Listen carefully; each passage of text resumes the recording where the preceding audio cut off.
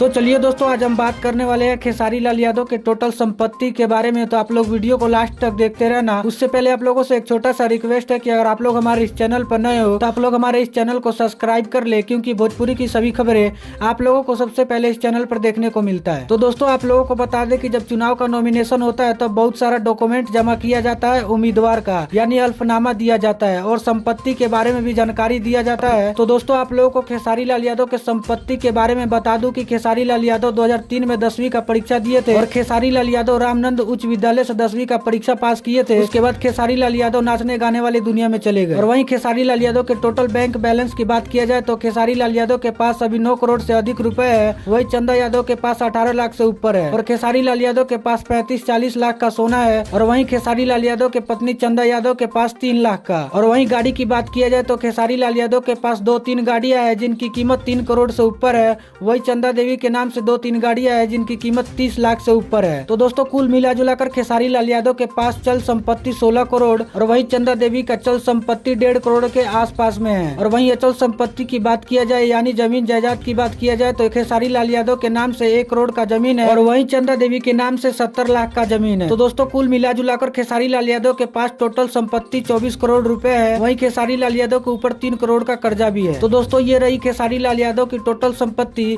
अगर आप लोग को वीडियो पसंद आई हो तो आप लोग वीडियो को लाइक शेयर जरूर करें। मिलते हैं आप सभी से नए वीडियो के साथ। जब तक के लिए जय बिहार, जय भोजपुरी।